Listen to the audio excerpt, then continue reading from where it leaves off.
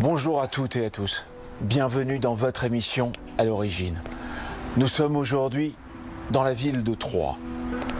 Une ville où est né Rachi, rabbin et commentateur du Moyen-Âge, célèbre, encore incontournable aujourd'hui. Mais aussi un homme qui a œuvré pour le dialogue interreligieux. Son empreinte est là et encore bien vivante aujourd'hui.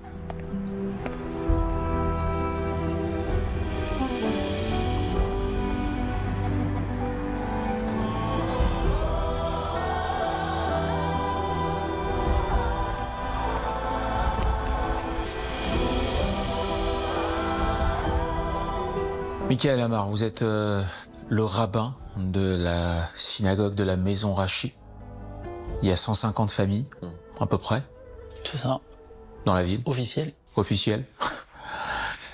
Qui était pour vous Rachi? Et quelle signification ça a pour vous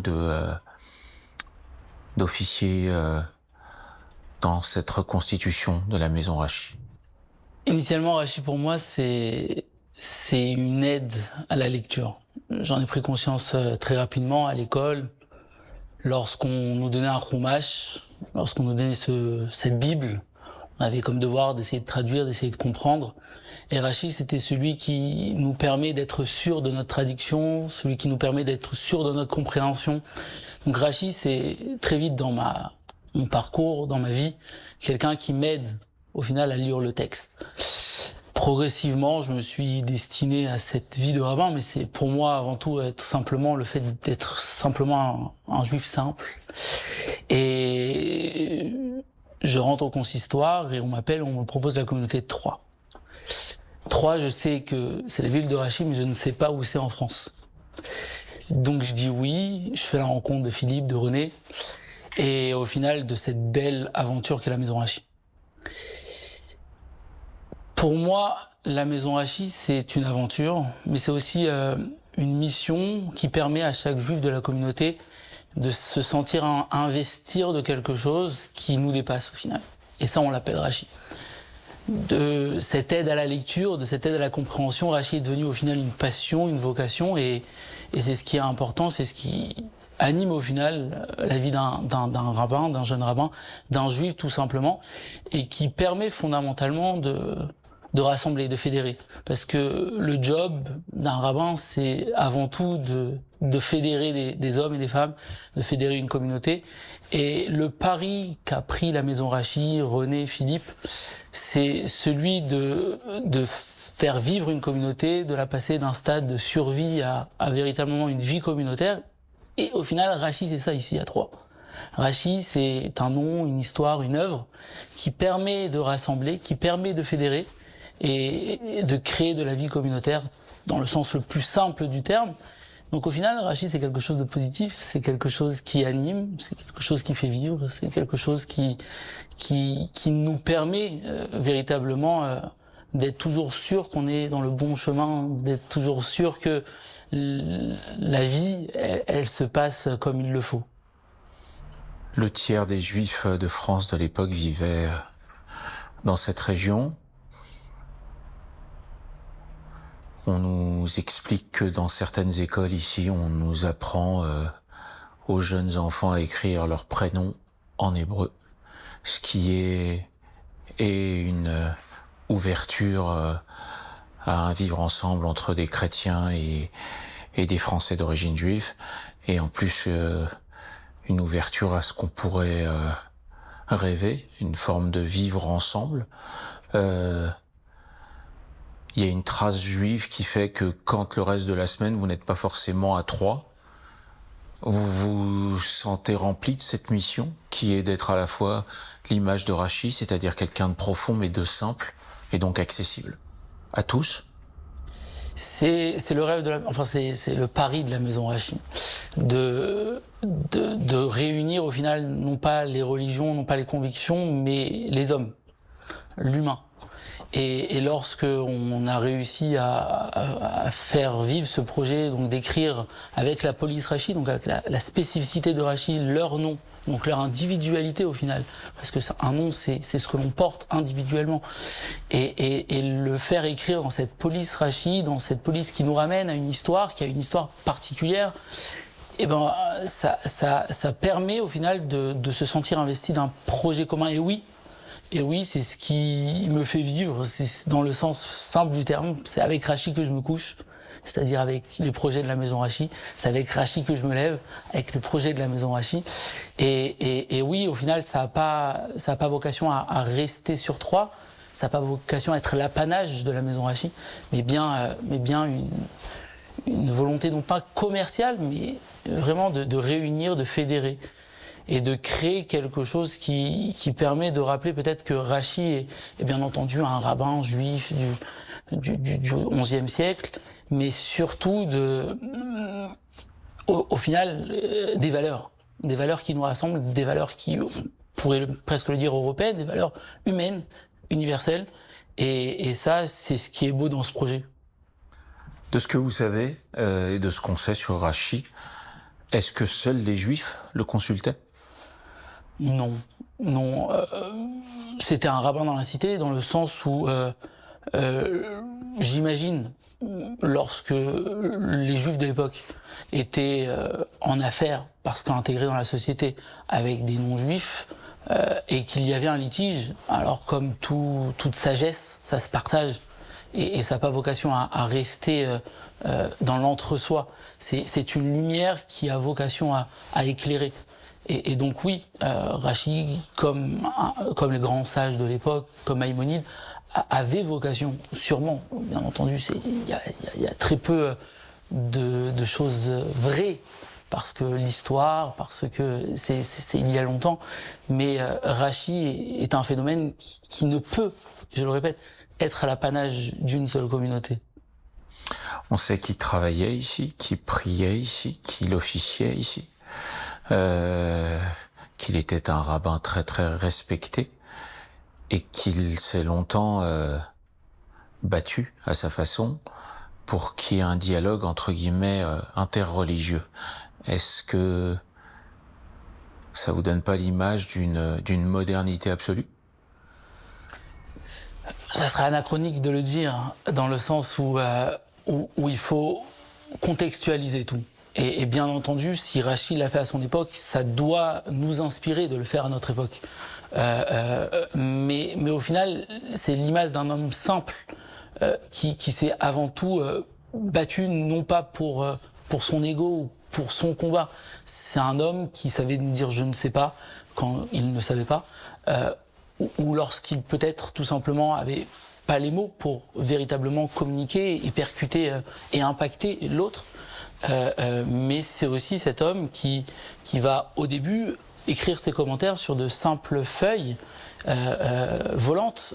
C'est quelque chose qu'on ne sait pas Rachi, on l'appelle Parshandata, c'est-à-dire le commentateur par excellence, mais ses petits-fils, les Tosafis, l'appellent le Kuntras, le Baal Kuntras, le maître des feuillets, des recueils. Parce que Rachi, dans sa pédagogie, dans sa méthodologie, c'était l'histoire d'écrire un commentaire, de le laisser sur une feuille vierge, et au final de dépasser l'ego, de dépasser sa personne. Et c'est peut-être ça qui doit nous inspirer bien plus que tout, parce que dans le combat, notamment interreligieux, on a tendance à buter sur des histoires de personnes, sur sa religion, sa conviction, et ne pas être capable à s'ouvrir plus qu'il nous est possible. Mais lorsque vous prenez votre personnalité, vous la mettez un petit peu de côté, vous ne signez pas au final, et vous donnez votre sagesse à l'autre.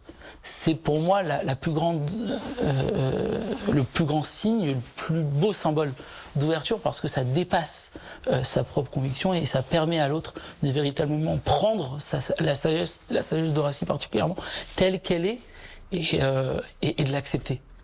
C'est quoi selon vous la dimension européenne de Rachi ? C'est encore anachronique peut-être de dire le mot Europe, parce que Rachi c'est avant tout, mais c'est à l'origine en fait.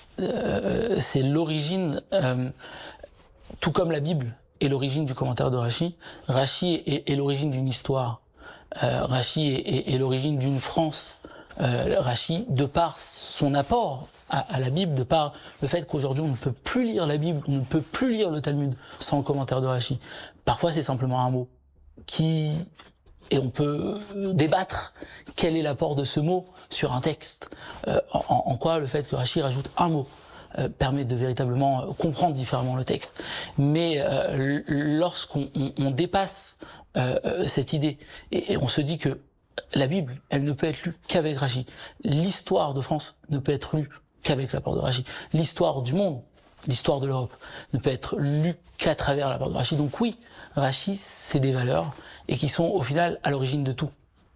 Alors, à l'origine d'une création, d'une histoire. Et lorsqu'on on comprend la science de l'histoire, ce n'est pas simplement pour une nostalgie d'un temps où peut-être à l'époque de Rachi a vécu un temps apaisé, non pas une respiration, mais véritablement un entre nous, un vivre ensemble. Mais c'est pas ça la science de l'histoire. La science de l'histoire, c'est pas simplement avoir un regard rétrospectif, mais concevoir que l'histoire, notre présent et notre futur s'écrit à l'aune du passé. Et en cela, la construction de l'Europe est importante parce qu'elle permet constamment, non pas d'adapter, non pas de mettre en mouvement, mais d'écrire véritablement avec cette science du passé, avec ce que le présent peut nous apporter, un futur d'espérance. Quel est, en tant que rabbin, pour des gens qui viennent régulièrement, pour des gens qui ne viennent que quelques fois, ou pour la première fois, le message prioritaire que vous auriez à donner par rapport à la vision de Rachi? C'est une question très compliquée parce qu'elle est simple. En fait, je me rappelle d'une jeune fille, j'étais sur l'autoroute, et elle me dit j'ai 10 ans, 15 ans, on me demande à l'école, je ne sais pas si c'était une école juive, mais on me demande à l'école de faire un exposé sur Rachi. En tout cas, c'était son projet. Ouais. Elle me pose toute une série de questions. À la fin, elle me dit mais comment un homme peut être tout ce que vous me dites, un commentateur par excellence, un juif par excellence, et au final, comment Rachi a pu devenir dans la vie d'un homme ce qu'il a été. Et ne sachant véritablement quoi répondre, parce que il y a plein de vérités, il y a plein de théories, il y a plein de pensées qu'on peut avoir à l'égard de cet homme. J'ai simplement dit que Rachi était un juif avant tout. Un juif, non pas fondamentalement un rabbin avec des diplômes, non pas fondamentalement un scientifique dans le sens de sa science, de sa sagesse, mais simplement un juif dans la volonté d'être un acteur. On a trop tendance, parce que la société est telle qu'elle est, à être consommateur d'une certaine forme de vie, d'une certaine forme de sagesse, que ça soit pour les juifs les plus pratiquants ou pour les visiteurs d'un office. On ne peut se permettre d'être consommateur. Et Rachi, ça a été l'homme qui va nous investir d'une mission. Il va nous donner non pas simplement la science dans son commentaire, mais va nous donner la possibilité d'être acteur de la lecture que l'on a. Et lorsqu'on lit Rachi, c'est pas, on lit pas Rachi avec toutes les réponses à toutes les questions qui se posent. La grande question, que dit Rachi, c'est la question qu'on doit se poser, que Rachi ne pose jamais, mais qu'on doit se poser à la lecture de Rachi. Et lorsqu'on lit Rachi, et bien au final, ça nous investit d'une mission d'être l'acteur d'une histoire, acteur d'une vie, de notre vie d'abord, et après la vie communautaire, la vie de la société, la vie de la cité, et plus encore. Mais ça nous investit de cette mission d'être simplement l'acteur et non le lecteur, et non le consommateur. Merci. Merci, Michael. Avec plaisir. Merci beaucoup. En soutenant cette communauté, le président du consistoire de France, Elie Korchia, tient à faire rayonner le nom et les valeurs universelles de Rachi au-delà des frontières. Avant tout, je crois que c'est un modèle humain, à la fois dans la façon dont il a existé dans son temps, c'est-à-dire ici, à Troyes, dans l'Aube, et effectivement, en dehors donc du commentateur, il y a cet aspect de l'homme qui n'était finalement pas très connu, et c'est pour ça que c'était important, et c'est important aujourd'hui, de remettre encore en perspective et en lumière la vie de Rachi, parce que je crois que dans la cité, quand on est un citoyen engagé dans notre pays, c'est important d'avoir des modèles. Rachi est l'un des rares commentateurs juifs à avoir inspiré et influencé le monde chrétien. Monseigneur Joly, évêque de Troyes, nous raconte son attachement à Rachid. Monseigneur Joly, merci d'être là. Avec grande joie, avec grand plaisir. Merci. Comment définiriez-vous le personnage et l'homme qu'était Rachid? Il me semble que son approche de l'écriture et son approche du Targum qui lui a donné, et puis alors du coup tout son commentaire du Talmud, lui a donné d'entrer dans quelque chose de très profond, mais très accessible.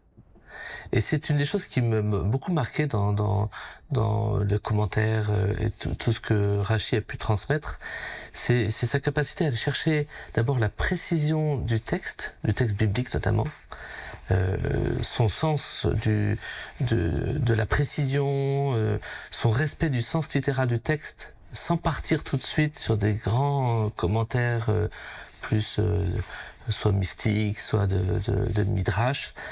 Et c'est qu'à partir de cette fidélité qu'il va beaucoup plus loin. Et puis finalement, aujourd'hui, on reconnaît que sa compréhension de l'écriture reste une référence et qu'elle était profondément juste. Et alors, pour le chrétien que je suis, en fait, on a fait un chemin beaucoup plus tardif, mais qui est semblable dans l'approche de l'écriture.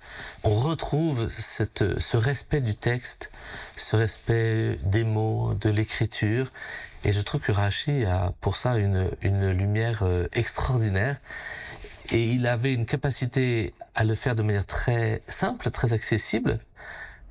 Est-ce que c'est pas prophétique pour aujourd'hui encore de donner des clés qui sont à la fois très sérieuses, très scientifiques, très respectueuses, et qui en même temps sont ouvertes à tous, et donc sont une manière de prendre la main de chacun pour le faire entrer dans ce grand trésor pour nous, et qui est cette révélation biblique et cette révélation de Dieu au peuple.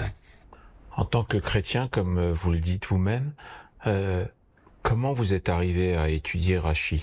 C'était dans un programme, une évidence, une curiosité, les trois en même temps? Je pense que pour moi, la clé qui m'a fait entrer dans Rachid et dans cette pensée de Rachid, ce sont les liens aujourd'hui entre la communauté juive et la communauté catholique ici à Troyes. Alors donc c'est mon point de départ. Donc c'est un point de départ somme toute très humain et de relation, de fraternité. Et j'ai trouvé avec Rachid une porte très lumineuse et très éclairante. Et quand après on connaît un peu l'histoire et qu'on voit que Rachid a été lu, utilisé, repris dans les lectures chrétiennes au fur et à mesure de l'histoire, mais notamment par le franciscain Nicolas de Lyre, mais on retrouve dans beaucoup de commentaires chrétiens des intuitions de Rachid. Ça me dit qu'il y a toujours quelque chose à chercher, à creuser. Puis alors découvrant aussi comment Rachid a marqué le judaïsme en France et le judaïsme dans le monde, et que pour nos liens entre les juifs et les chrétiens sont très intimes, très forts, très essentiels, et du coup c'est un intérêt renouvelé en fait de découvrir cette pensée de Rachid. Qu'est-ce que selon vous il a apporté au monde chrétien, Rachid? Je pense qu'il a apporté de retrouver la vérité du texte, ce que je disais. Il a aussi donné comment nos relations se font de beaucoup de respect et de reconnaissance de ce qu'est l'autre. C'est quand même très étonnant. Donc à cette période-là, au XIe siècle, les chrétiens, les juifs sont présents ici à Troyes, sont présents dans la Champagne, et avec beaucoup de liens. Et Rachid, parmi d'autres, mais d'une manière toute particulière, a beaucoup invité au respect de l'autre. Dans les histoires qui sont vraiment étonnantes, quand des chrétiens viennent apporter un petit signe d'amitié à leurs amis juifs pendant la fête juive, mais que c'est pas le bonjour. Et on voit toute la délicatesse de Rachi d'accueillir ce qui lui donnait de la part des chrétiens, sans tout de suite dire ben non, c'est pas le bonjour. Donc il y a une grande délicatesse. Et puis en même temps, Rachi a finalement permis de faire grandir ces liens. Donc on voit bien qu'après dans l'histoire, les relations se sont parfois durcies entre les personnes. Et Rachi a montré comment, pour pouvoir s'entendre, il faut se connaître.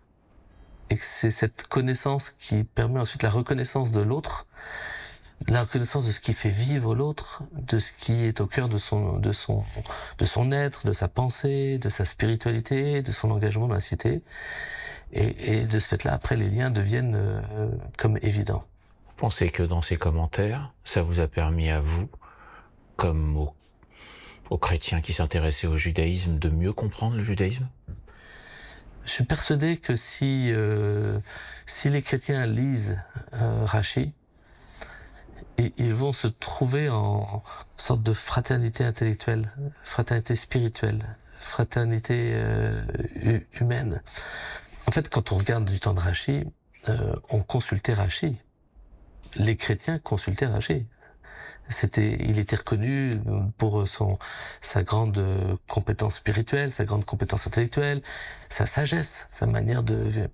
Et donc, ce qui se vivait au XIe siècle peut se vivre. Et alors, je connais pas mal de chrétiens qui, notamment par les applications des téléphones, vont lire des passages, des textes, des petites références de Rachi, et qui nourrissent leur vie et leur foi. Donc, sans aucun doute, Rachi peut ouvrir une porte de grande reconnaissance mutuelle, de grande amitié, et finalement un enrichissement, puisque ça ne peut que faire grandir le cœur et l'intelligence que de se connaître, de se reconnaître et d'avancer ensemble. Bien sûr. À partir du XIIe siècle, certains commentaires de Rachi rentrent dans le monde chrétien. Pourquoi, à votre avis? Je pense que c'est tellement habité, c'est tellement nourri d'une lumière spirituelle qui a été finalement reconnue dans tous les siècles qui ont suivi, que les chrétiens ne s'y sont pas trompés. Ceux qui ont découvert les textes de Rachi ont trouvé que c'était en harmonie avec la découverte chrétienne. Après, quand on approfondit l'histoire sainte, quand on approfondit les liens entre le peuple d'Israël et le peuple chrétien, quand on découvre le lien entre le Premier Testament et le Nouveau Testament, il y a pas de rupture. À nos yeux de chrétiens, s'il n'y avait pas le Premier Testament, il ne pourrait pas y avoir le Nouveau Testament. S'il n'y a pas le peuple juif choisi par Dieu, et les choix de Dieu sont sans retour, il n'y aurait pas cette découverte du Christ et la découverte chrétienne. Et donc, approfondir la pensée de quelqu'un qui a lu, relu, qui s'est lui-même instruit, qui a aussi accepté avec beaucoup d'humilité de ne pas avoir toutes les clés. Il y a on a beaucoup de signes où Rachi va faire référence, il va, avec les contacts épistolaires, va essayer de confirmer sa réflexion ou de demander une clé. Donc il y a une grande humilité dans la démarche de Rachi, et en même temps il touche la profondeur de la révélation, la profondeur de Dieu. Et si on touche la profondeur de Dieu, on touche aussi la profondeur de l'homme, de l'être humain, de la vie en société. Et donc les chrétiens très vite ont découvert que ces commentaires de Rachi étaient lumineux et tout à fait en cohérence avec la foi chrétienne. Est-ce que selon vous, c'est à ce moment-là qu'on a compris, par son humanité, par son biais, par tout ce que vous venez d'énoncer, c'est-à-dire que il y avait quelque chose de très accessible et à la fois très profond, qu'il fallait absolument instaurer un dialogue interreligieux? Au XIe siècle, au XIIe siècle, il y a une évidence de vie. Les relations sont posées. Je veux dire qu'au XIIIe siècle encore, après ça va un peu se détériorer, même si dans certains lieux, pour ceux qui connaissent l'histoire, on voit bien comment des croisades, contrairement à dire ce que notamment le pape Urbain II avait demandé, il y a eu des actes de violence, cruelle. Mais j'allais dire c'était sporadique par rapport à ce qui se vivait en France, qui se vivait dans la Champagne, de vivre ensemble en fait, et de reconnaissance. Effectivement, après avec des durcissements, des discours qui sont du coup de rejet, d'incompréhension, de non-connaissance en fait, souvent de l'autre, le défi du dialogue interreligieux apparaît avec beaucoup plus de clarté comme étant une nécessité. Mais si on ne dialogue pas, comment on peut reconnaître l'autre et comment on peut reconnaître le Dieu qu'on cherche? Parce qu'une des caractéristiques du Dieu, que ce soit donc dans le Premier Testament, dans le Nouveau Testament, c'est un Dieu qui dialogue. Et qui dialogue avec l'humanité, avec le peuple de Dieu qu'il choisit pour dialoguer avec l'ensemble de l'humanité, et qui invite au dialogue. Donc ce dialogue, il est dans une foi religieuse, c'est pas une option, c'est pas le choix de quelques-uns, ça fait partie du cœur même de notre connaissance de Dieu. Donc de ce fait-là, c'était vécu de manière assez naturellement, je pense, du temps de Rachid, un peu dans la suite aussi, et ça devient une nécessité vitale pour le XXIe siècle dans lequel nous sommes, où en fait on pense connaître, on connaît pas l'autre, et ces méconnaissances vont conduire à des incompréhensions, des jugements, des haines, et la société qui devrait être un lieu de bien vivre ensemble, comme Rachid a pu y contribuer en son temps, devient un lieu de division, de rejet, et l'humanité se fracture. Donc reconnaître ceux qui sont profondément inscrits en eux-mêmes dans une vie intérieure, une vie spirituelle, est certainement une des clés pour redécouvrir ce vivre ensemble. Merci. Merci beaucoup, Monseigneur Jeannet. Avec joie. Merci. L'écriture de Rachid est immédiatement reconnaissable. Franck Laloux, calligraphe, s'y est évidemment intéressé. Franck Laloux, on reconnaît immédiatement les commentaires de Rachid à son écriture. Qu'est-ce qu'elle a de particulier? Elle a de particulier que ce n'est pas de l'hébreu carré, c'est une semi-cursive. Il y a trois catégories dans les écritures. Il y a l'hébreu carré qu'on appelle assyrien, ashurite, qui a son origine araméenne. Ensuite, il y a une semi-cursive, c'est-à-dire où les lettres sont séparées. Et puis, il y a les cursives qui peuvent être attachées. Et l'hébreu de Rachid est une semi-cursive, c'est-à-dire qu'elle est faite pour être écrite d'une manière rapide et fluide. Alors que l'hébreu carré qu'on connaît demande de bien séparer chacun des éléments et chacun des traits des lettres. Dans l'hébreu de semi-cursive, on peut écrire d'une manière beaucoup plus fluide. Pourtant, ce qui est fou, c'est qu'on l'appelle l'écriture Rachid, alors que c'est pas lui qui l'a inventé. Pourquoi on l'appelle comme ça? Alors, d'abord, c'est vrai qu'il y a une erreur. Ce n'est pas... Rachid n'a jamais écrit en écriture Rachid. Hein. C'est une écriture qui était bien avant lui.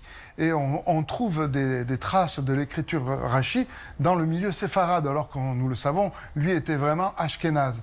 On trouve dans les manuscrits séfarades espagnols du XIVe, XIIIe siècle, même XVe siècle, des écritures qui ressemblent beaucoup, c'est semi-cursive. Et pourquoi on a appelé Rachid cette écriture-là? Parce que les imprimeurs vénitiens, aux alentours de 1475, quand ils ont commencé à rédiger, à imprimer le Talmud, ont utilisé cette écriture cursive séfarade pour distinguer le texte de Rachid avec le reste du Talmud. C'est comme nous quand on utilise l'italique. Vous voyez, on écrit en écriture droite, et puis si on veut distinguer un texte entier, une citation, on la met en italique. Mais en fait, l'écriture Rachid est pour le Talmud ce que l'italique est pour notre texte. Vous êtes calligraphe. Écrire à la manière de Rachid, Qu'est-ce que ça amène de différent? Mais c'est un plaisir. Vous savez, au début, j'ai appris à écrire la calligraphie Rachi. Et au début, il y a des lettres vraiment différentes. Le Aleph, on ne le reconnaît pas. Quelqu'un qui ne sait pas que c'est un Aleph dans l'écriture Rachi ne peut pas le deviner. Le Shin est complètement différent. Et on ne peut pas imaginer un Shin de cette sorte-là quand on est habitué à l'écriture carrée. Mais en revanche, comme c'est une semi-cursive, c'est-à-dire une écriture qui est faite pour être fluide, le calligraphe trouve un autre souffle.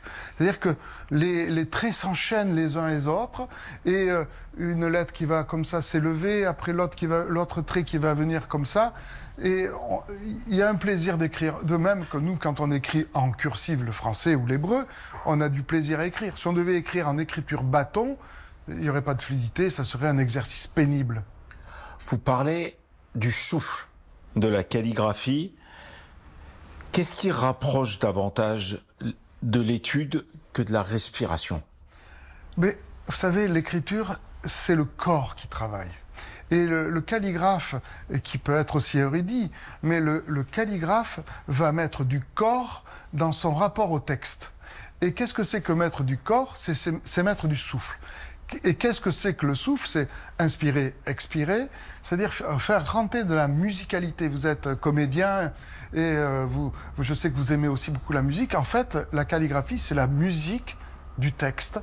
Et on rentre des pleins, des déliés, du temps fort, des temps faibles, si bien que au bout de quelques minutes, on est un musicien qui interprète le texte qu'il est en train de méditer aussi. Donc on a ce double travail de méditer le texte par le corps, par le souffle, et en même temps, intellectuellement, d'approcher un autre moyen d'interprétation.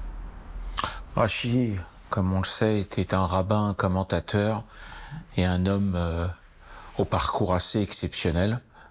Qu'est-ce qui vous inspire à vous, personnellement? Ce qui m'inspire, d'abord, là, en tant que Français, ce qui m'intéresse, c'est qu'il n'a pas de tabou à utiliser des mots français en hébreu. Et moi qui suis un Français, éduqué à la laïque, éduqué depuis la petite école dans les écoles laïques, adorant la littérature française et adorant aussi ma culture hébraïque et juive, avec lui, je trouve un homme qui est arrivé à faire la synthèse entre son amour de la langue champenoise, un ancien français, et l'amour de la langue hébraïque. Et donc, pour moi, c'est un modèle. C'est un modèle pas de mélange, j'aime pas ce mot-là, mais quelque part de comprendre que nous sommes des couches de plusieurs essences.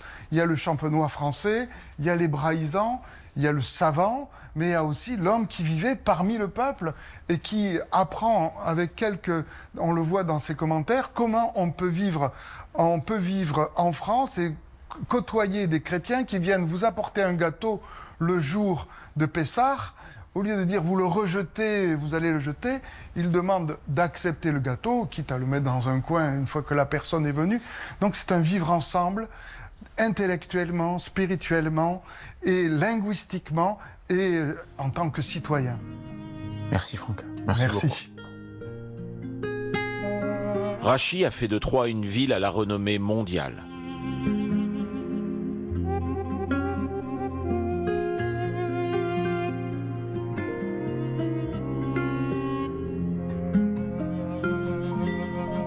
Christine Taillarda développe une nouvelle forme de tourisme qui est un outil essentiel du vivre ensemble. Bonjour. Bonjour. Vous êtes directrice du comité départemental du tourisme de l'Aube.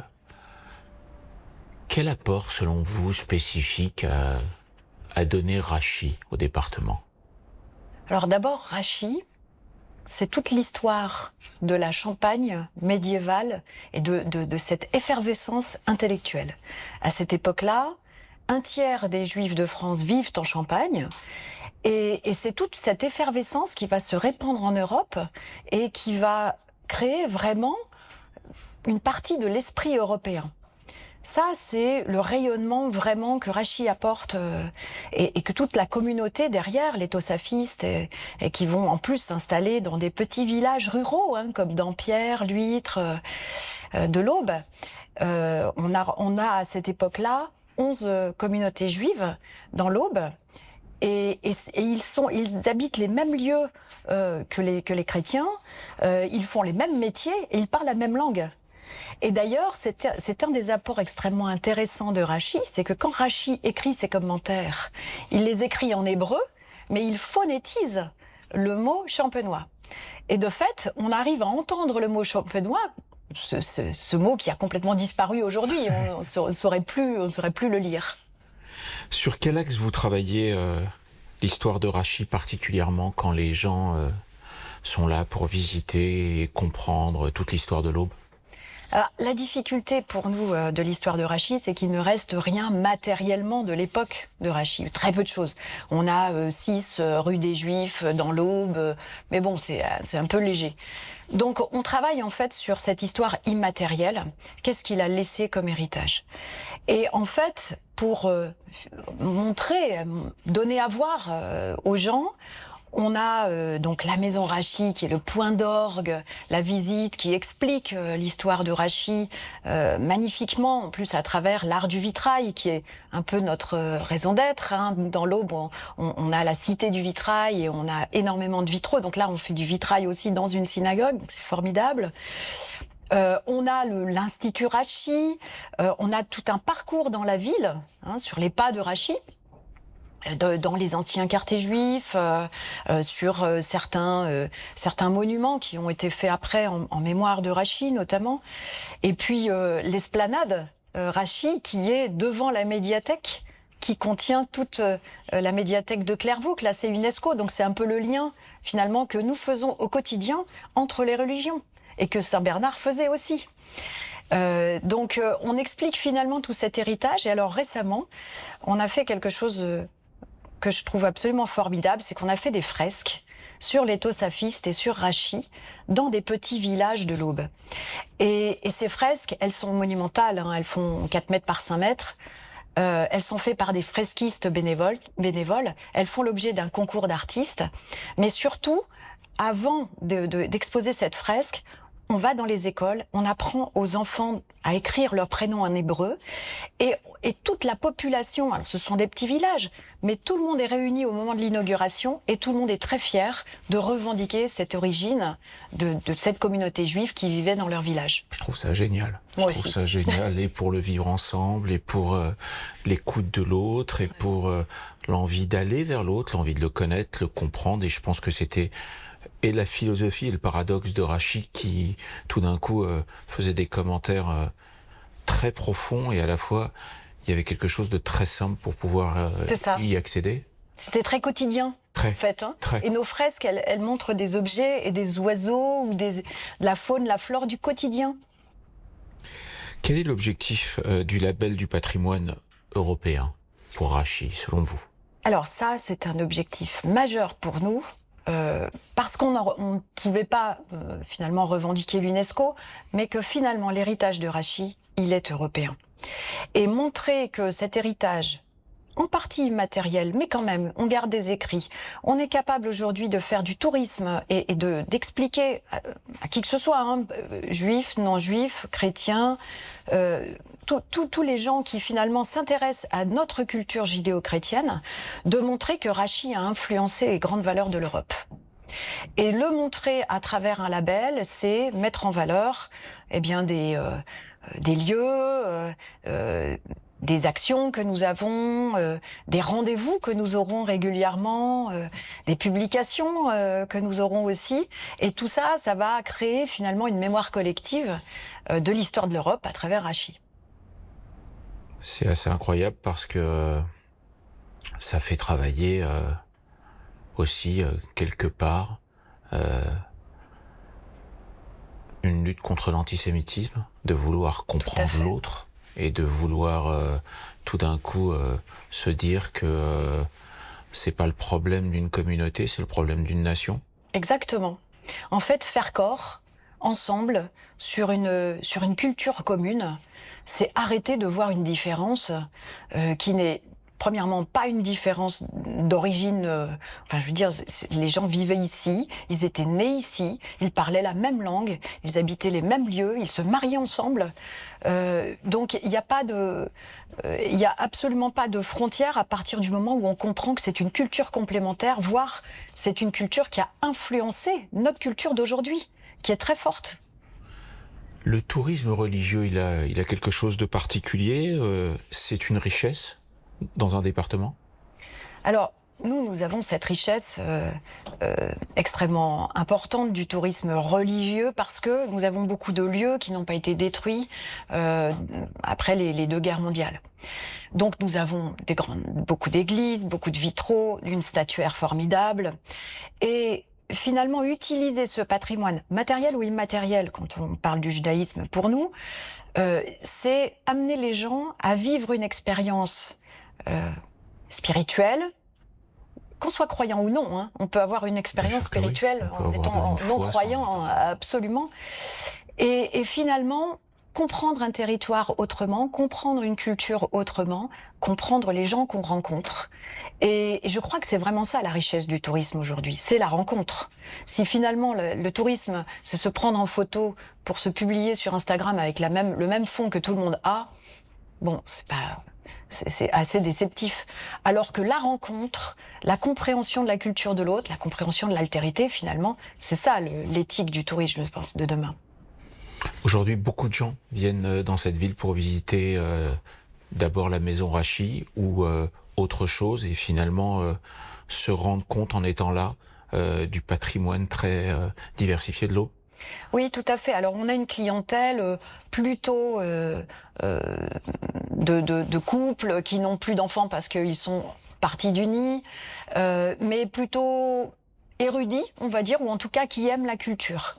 Donc, ces gens viennent parfois simplement parce qu'ils sont sur leur trajet pour aller vers le sud, ils font une halte, ils visitent la ville et puis de fil en aiguille, effectivement, ils se rendent compte qu'il y a un patrimoine exceptionnel. Et souvent, et les restaurateurs me le disent ou les hôteliers me le disent, ils prennent une deuxième nuit et ils se disent mais on va rester plus longtemps, il y a trop de choses à voir. Et ça, c'est une vraie réussite parce que c'est une réussite de fond, c'est pas une réussite marketing, c'est l'offre qui appelle finalement nos touristes et c'est l'offre qui les retient. Et ça, je pense que réellement, on peut dire que l'Aube et Troyes, c'est une surprise. Quand on y arrive, on a cette profondeur culturelle, cette profondeur spirituelle aussi, qui nous nourrit. Et puis le bien vivre ensemble. Je crois qu'ici, on n'a aucun problème à vivre ensemble. Au contraire, on aime cette diversité, on revendique. Tout le monde revendique Rachy dans l'Aube. Tout le monde revendique Rachy. Les maires revendiquent les communautés saussafistes qu'ils peuvent avoir dans leur village. Et ça, c'est d'une richesse incroyable.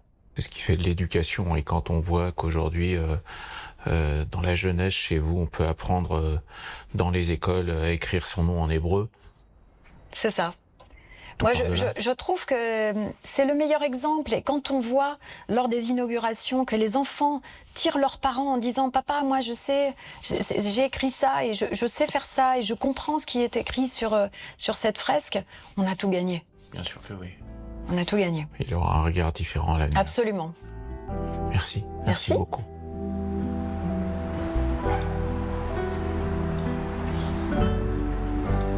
Merci à toutes et à tous de nous avoir suivis.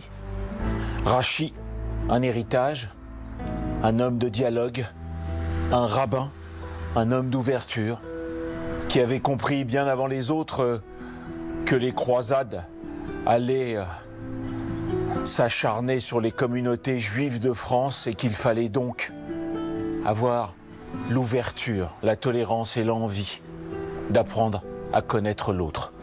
Je vous souhaite un bon dimanche, une bonne semaine et prenez soin de vous.